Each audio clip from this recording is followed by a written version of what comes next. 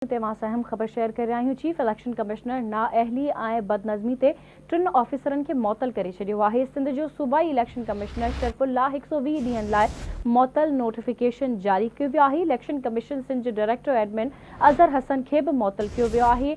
Election commission Karachi officer खुदा बख्श बि मुअतल थी वियो आहे। सूबाई इलेक्शन कमिश्नर शरफुल्ला खे नाअहली ऐं बदनज़मी ते मुअतल कयो वियो। नोटिफिकेशन जारी कयो वियो आहे।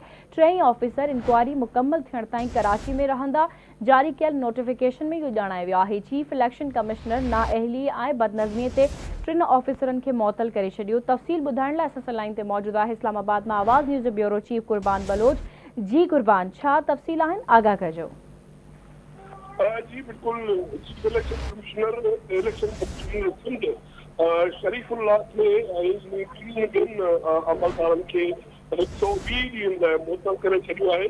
इलेक्शन कमीशन पाकिस्तान जे हवाले सां नोटिस कयो आहे, जारी कयो आहे, जंहिंमें सूबाई इलेक्शन कमिश्नर शरीफुल्ला ऐं जेको admin director admin Azhar Hussain गवारी ऐं इलेक्शन ऑफिसर खुदा बख्श खे 120 ॾींहनि लाइ मुअतल कयो वियो आहे।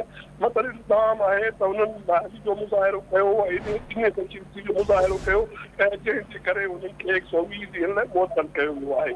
चीफ इलेक्शन कमिश्नर उन सां गॾोगॾु इन हवाले सां जेके नयूं ज़िम्मेवारियूं पिण ॾिनियूं आहिनि, जंहिं मुताबिक़ जेको अली असगर ख़्याल जॉइंट सूबाई इलेक्शन कमिश्नर आहे, उन खे सूबाई इलेक्शन कमीशन जूं जेके फ़िलहाल ज़िम्मेवारियूं निभाइण जी हिदायत कई वई आहे।